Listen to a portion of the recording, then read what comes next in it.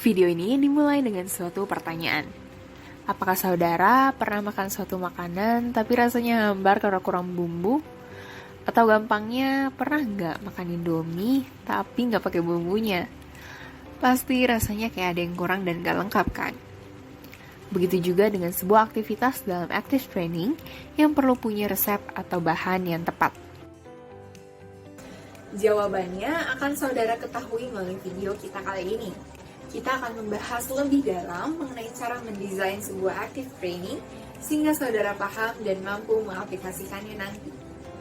Oleh karena itu, sepanjang video ini, saudara diminta untuk memperhatikan dengan saksama, mencatat hal yang penting, dan jangan diberhentikan jika belum selesai. Sebelum kita masuk ke materinya, mari kita berkenalan dengan para trainers. Trainer pertama kita, hobinya adalah nonton film. Yuk kita kenalan. Halo semuanya, nama saya Angelina Novena-Tricia. Trainer yang kedua ini suka nonton horor, tapi katanya suka nyesel berminggu-minggu. Kira-kira ada yang sama nggak ya? Yuk kita kenalan siapa orangnya. Halo semuanya, perkenalkan nama saya Josephine Wenda Patriciahan. Trainer terakhir kita suka banget loh makan makanan yang berprotein. Sehat banget kan hidupnya? Siapa ya orangnya kira-kira? Yuk, mari kita kenalan. Halo, saya Eugenia Graciela. Setelah berkenalan dengan seluruh trainers, artinya saudara siap untuk mendengarkan materi hari ini, bukan? Kalau begitu, mari kita langsung masuk ke materi. Seperti yang sudah disebutkan di awal video pembuka tadi, sebuah aktivitas dalam active training memerlukan bahan yang tepat. Bahan yang tepat dianalogikan sebagai 3 hal penting yang harus ada di dalam sebuah aktivitas pada active training. Ketiga hal itu disingkat dengan OMF. Yang pertama, O adalah objektif.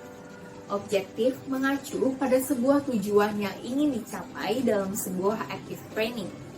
Yang kedua adalah M atau metode. Pasti rasanya bakal bingung kalau misalnya saudara punya tujuan, tapi nggak tahu cara mencapainya gimana.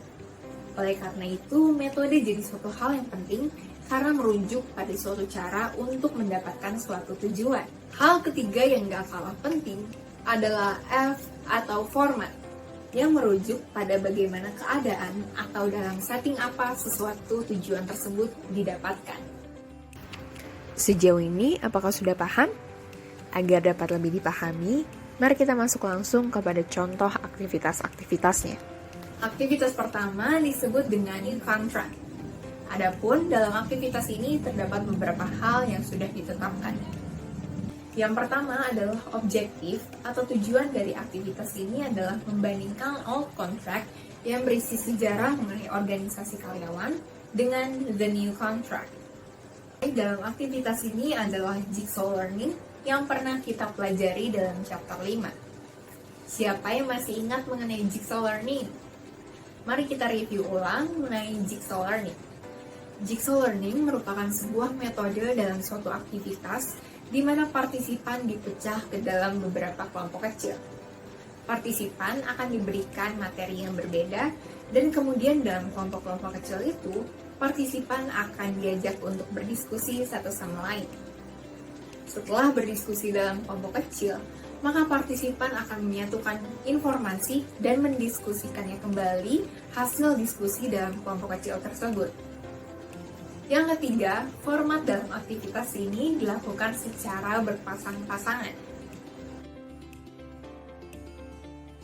Cara melakukan aktivitas ini adalah yang pertama, buatlah beberapa poin berikut ini. Yang kedua, mintalah partisipan untuk membentuk kelompok berpasang-pasangan atau yang terdiri dari 2 orang. Informasikan bahwa sekarang banyak orang yang percaya bahwa pergantian terjadi di tempat kerja. Selanjutnya, berikanlah form new contract dan old contract yang sudah saudara siapkan. Kemudian, mintalah menjadi nomor 1 untuk membacakan old contract dan mintalah peserta yang memegang nomor 2 untuk membacakan new contract. Di dalam The Old Contract terdapat beberapa poin. Yang pertama adalah organisasi menghargai kelanggengan dan menghargai hal tersebut melalui berbagai program keuntungan. Organisasi mengharapkan Anda untuk bekerja keras dan setia. Organisasi bersifat hierarkis dalam struktur pelaporannya. Organisasi bersifat paternalistik dan peduli terhadap karyawan mereka. Karir karyawan diarahkan dan diputuskan oleh manajer. Karyawan diharapkan untuk melakukan pekerjaan yang ditugaskan kepada mereka dari para manajer. Karyawan memiliki keamanan kerja seumur hidup jika mereka bekerja keras dan setia. Meluangkan waktu untuk melakukan pekerjaan akan sangat dihargai. Karyawan mengharapkan promosi dan kenaikan gaji jika mereka bekerja dengan baik. Dalam aktivitas ini, selain menyiapkan form The Old Contract, saudara juga perlu menyiapkan lembar The New Contract, yang mana poinnya adalah organisasi menghargai produktivitas, organisasi mengharapkan Anda untuk bekerja secara efektif dan memperoleh hasil. Organisasi menghargai karyawan yang selalu mengembangkan keterampilan dan pengetahuan mereka. Organisasi terdiri dari kelompok tim yang mengarahkan pekerjaan mereka sendiri. Organisasi memberdayakan karyawan dengan memberi mereka otoritas untuk melakukan pengambilan keputusan. Organisasi memberikan kesempatan belajar bagi karyawan mereka, tetapi tidak memaksa para karyawan untuk berpartisipasi. Karyawan mengatur karir mereka sendiri. Karyawan tetap dapat bekerja selama mereka dapat memberikan kontribusi dan ketika keterampilan mereka dan pengetahuan yang dimiliki dibutuhkan oleh organisasi. Organisasi datar dan karyawan mungkin memiliki beberapa gerakan lateral selama karirnya. Organisasi menghargai karyawan yang memiliki banyak kemampuan. Karyawan mendapatkan kenaikan gaji dan promosi ketika mereka melakukan pekerjaan yang pantas untuk mereka. Karyawan setia dengan pekerjaan mereka dan antusias untuk belajar seumur hidup. Langkah kelima ialah minta kepada tiap pasangan untuk menceritakan kembali apa yang mereka baca dengan bahasanya sendiri. Kemudian langkah keenamnya adalah dorong setiap pasangan untuk mau berdiskusi mengenai kontrak yang telah mereka baca sebelumnya. Langkah berikutnya adalah kumpulkan seluruh pasangan atau kelompok, kemudian bukalah dan pandulah diskusi mengenai new contract. Berikut ini adalah aktivitas yang bisa dilakukan dalam active training, yaitu point counterpoint. Gimana sih cara melakukan aktivitas ini? Yuk kita sama-sama lihat instruksi berikut ini ya. Pertama, bagilah peserta menjadi 2 tim.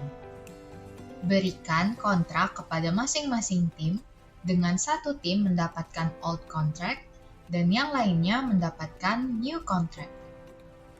Kemudian jelaskan bahwa tim akan memperdebatkan manfaat dan kewajiban dari setiap kontrak sebagai berikut. Tim old contract duduk di kursi di tengah lingkaran yang dibentuk oleh tim new contract. Seorang anggota tim old contract memulai dengan membaca pernyataan dari formulir yang menjelaskan old contract. Semua peserta di lingkaran dalam terlibat dalam diskusi mempertahankan old contract menggunakan pengalaman dan imajinasi mereka. Tim kemudian berganti tempat dan mengulangi prosesnya dengan new contract, mempertahankan new contract. Lalu, kumpulkan kembali seluruh kelompok dan minta peserta untuk menambahkan wawasan tambahan. Pada akhirnya, katakan kepada peserta bahwa new contract tidak selalu lebih baik. Tadi adalah salah satu aktivitas yang bisa kita gunakan sebagai seorang trainer dalam membuat active training. Untuk beberapa topik, memungkinkan kita untuk membuat berbagai pilihan mengenai tujuan, metode, dan format kita gunakan di dalam aktivitas tersebut. Contohnya adalah topik perilaku kepemimpinan, serta konsep gaya kepemimpinan otoriter, demokratis, dan laissez-faire. Tujuan seorang trainer adalah untuk memperdalam pemahaman peserta tentang konsekuensi dari setiap gaya kepemimpinan, yang termasuk ke dalam cognitive learning. Hal ini memungkinkan para peserta dapat memperoleh tingkat kenyamanan yang berbeda dengan setiap gaya kepemimpinan yang ada dan termasuk ke dalam affective learning. Pada akhirnya, trainer dapat memberikan latihan kepada peserta untuk memanfaatkan setiap gaya kepemimpinan pada situasi yang tepat. Hal ini termasuk ke dalam behavioral learning. Hal seperti ini dapat dicapai melalui berbagai metode dan pengaturan kelompok loh. Misalnya saja, seseorang dapat menemukan tingkat kenyamanan dengan gaya kepemimpinan masing-masing melalui role-playing atau bermain peran, mental imagery atau citra mental, dan writing task atau tugas menulis. Tahukah kalian dalam membuat sebuah desain, terdapat pertimbangan yang harus diperhatikan? Pertama, apakah desain mencapai tujuan kegiatan? Hal ini adalah pertimbangan yang paling penting. Contohnya adalah demonstrasi dapat menunjukkan kepada peserta mengenai keterampilan atau prosedur dalam tindakan tanpa memberi mereka latihan yang sebenarnya. Bahkan, ketika pilihan metode sesuai dengan desain tertentu, mungkin tidak mencapai tujuannya.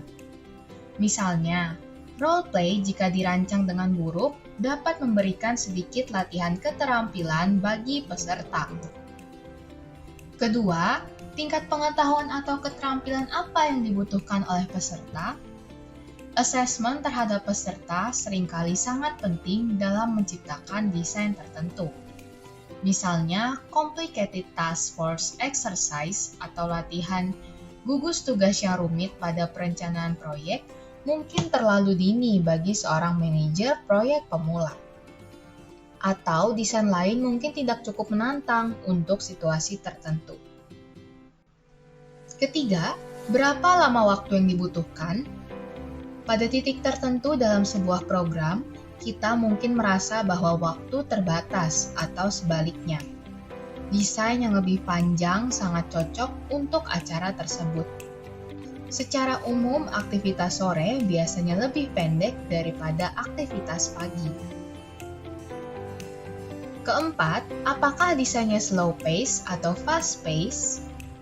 Terlepas dari keseluruhan waktu yang dibutuhkan untuk sebuah desain, beberapa aktivitas membutuhkan waktu yang lebih lama dan yang lainnya membutuhkan waktu yang lebih cepat. Fast-paced activities lebih baik dilakukan dengan melibatkan seluruh kelompok. Kegiatan santai lebih tepat dilakukan dalam format kelompok kecil. Yang kelima, apakah sesuai dengan desain ukuran kelompok? Beberapa desain tidak bekerja dengan baik di dalam kelompok besar. Misalnya, praktik dyadic role-playing sangat sulit dipantau jika kelompok pelatihan terdiri dari lebih dari 30 orang. Di sisi lain, beberapa desain membutuhkan massa yang kritis. Misalnya, mental imagery kurang cocok untuk dilakukan dalam kelompok yang sangat kecil atau kurang dari 7 orang. Anonimitas kelompok yang agak lebih besar membantu peserta untuk lebih rileks. Yang terakhir, keterampilan apa yang dibutuhkan untuk melakukan desain? Penting untuk menilai seberapa banyak keahlian atau keterampilan yang dibutuhkan oleh sebuah desain. Misalnya, pendekatan kelompok belajar untuk materi kognitif membutuhkan lebih sedikit keterampilan Socrates daripada mode pengajaran terbimbing atau guided teaching mode. Nah, sekarang saudara-saudara sudah tahu kan apa saja pertimbangan yang harus diperhatikan dalam mendesain sebuah training. Selain pertimbangan tersebut, mengambil risiko yang kecil juga penting untuk perkembangan kita sebagai seorang trainer. Salah satu cara yang bisa kita lakukan untuk mengetahui apakah desain training kita berhasil atau tidak adalah dengan cara mencobanya. Pendekatan yang baik adalah dengan cara mengubah satu bagian dari modul atau kursus setelah kita selesai mengajar. Selanjutnya, setelah tujuan, metode, dan format untuk satu desain telah ditentukan, apa sih yang harus dilakukan?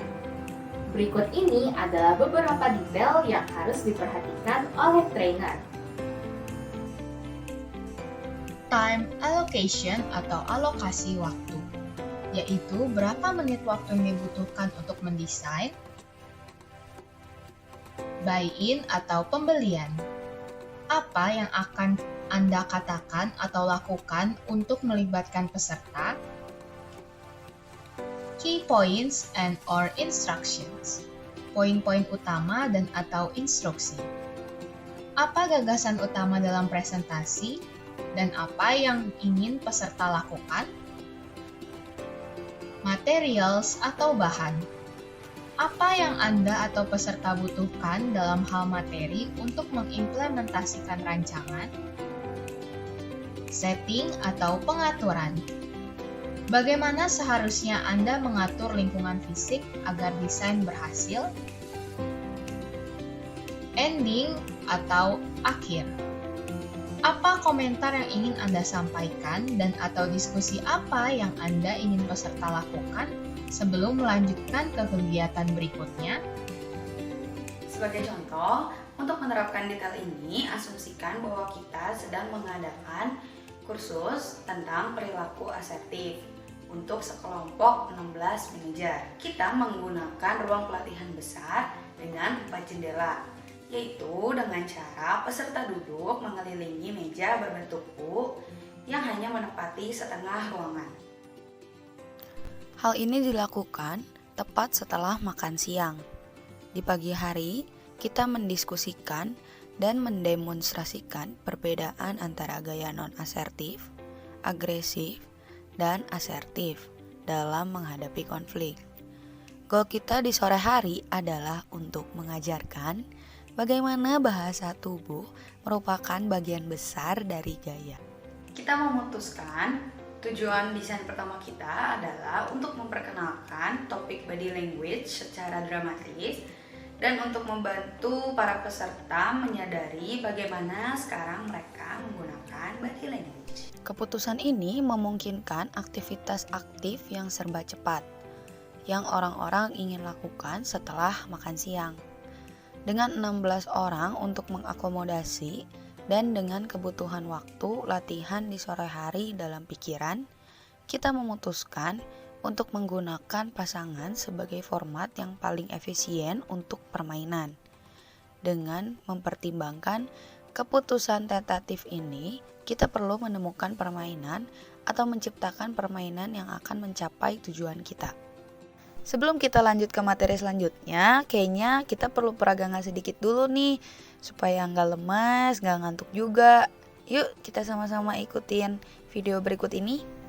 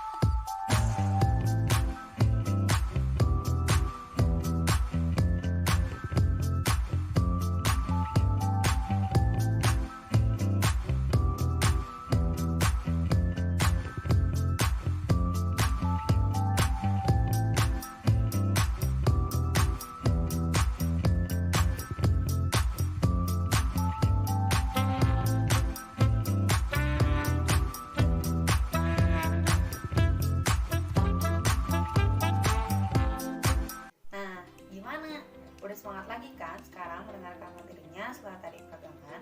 Sebelumnya, rekan saya telah menjelaskan 3 komponen utama dalam mendesain active training, beberapa pertimbangan dalam active training, dan 6 details dalam mendesain active training. Sekarang, saya akan menjelaskan 3 tips for creative designing. Dalam mendesain sebuah active training, banyak trainer berharap mereka lebih kreatif. Namun, kreatif bukanlah bidang khusus yang dipelajari oleh trainer. Maka dari itu, Untuk membantu mereka merancang sebuah desain active training, ada beberapa tips yang bisa mereka gunakan untuk merancang sebuah active training yang kreatif.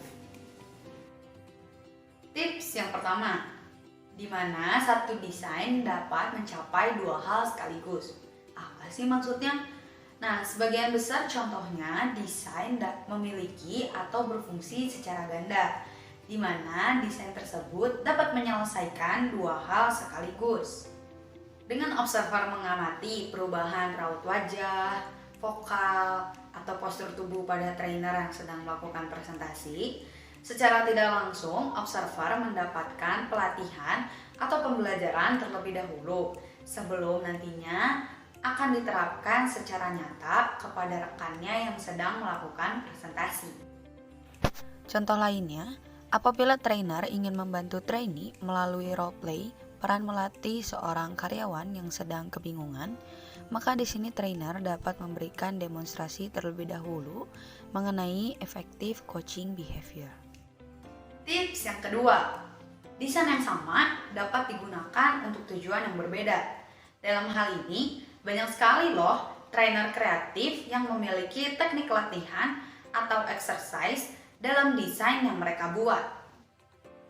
Dalam hal ini, exercise tersebut dapat digunakan secara berulang-ulang untuk suatu topik atau suatu tujuan yang berbeda, karena exercise tersebut dapat dengan mudah diadaptasikan. Misalnya, sore itu sedang berlangsung latihan team building energizer. Dilakukan oleh trainer dengan meminta para peserta training untuk membuat pesawat kertas dan mencoba menerbangkannya mencapai titik target yang ditentukan. Pada saat ini, trainer baru menyadari bahwa terdapat beberapa peserta yang saling membantu dalam pembuatan desain pesawat kertas.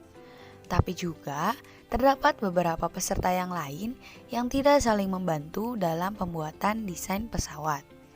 Maka, di sini trainer dapat memulai berdiskusi dengan peserta training mengenai teamwork. Kemudian, beberapa bulan setelahnya, trainer mengadakan pelatihan lain mengenai problem solving. Di sini, trainer menggunakan hal yang sama, yaitu pesawat kertas, untuk menunjukkan ada beberapa peserta training yang mengubah desain mereka jika percobaan pertama tidak berhasil. Sementara yang lain akan mengulangi percobaan yang sama yang mereka lakukan. Tips yang ketiga, desain yang dipublikasikan dapat dimodifikasi sesuai kebutuhan. Setiap kali trainer ingin menerbitkan suatu desain, maka trainer perlu memikirkan bagaimana caranya untuk mengubah arah ataupun tujuan sesuai dengan keinginan yang dicari. Contohnya, exercise yang populer, yaitu di mana terdapat masing-masing tim yang bersaing untuk membangun menara konstruksi kertas. Nah, menara ini dinilai dari ketinggiannya, keestetikaannya, dan kekokohannya. Di sini, seorang trainer dapat mencari tim building apa yang dapat membantu untuk pengembangan tim baru, Di mana akhirnya anggota tim akan bekerja secara kooperatif dengan yang lain. Kemudian trainer memutuskan untuk mengubah kata menara menjadi kata rumah dan meminta setiap tim untuk model rumah impian mereka yang ingin ditinggali oleh semua anggota dalam tim. Alih-alih menggunakan kertas konstruksi, tim justru diberikan kartu indeks dengan instruksi non-kompetitif dengan 3 desain yang sangat berbeda, dan ide-ide kreatif akan muncul dengan sendirinya. Dan masing-masing tim dapat dengan bangga menampilkan model rumah impian mereka kepada tim yang lain. Kesimpulannya, aktivitas yang terdapat dalam active training adalah hal yang menentukan kesuksesan sebuah active training, karena perlu melibatkan 3 hal penting di dalamnya, yakni objektif, metode, dan format. Setelah penjelasan tadi, apakah saudara sudah semakin paham mengenai bagaimana cara mendesain aktivitas yang kreatif? Sekian psikoedukasi yang dapat kami sampaikan mengenai designing active training. Terima kasih karena telah menonton video ini dari awal hingga akhir. Kami berharap psikoedukasi ini dapat menambah pemahaman saudara dalam mendesain sebuah active training.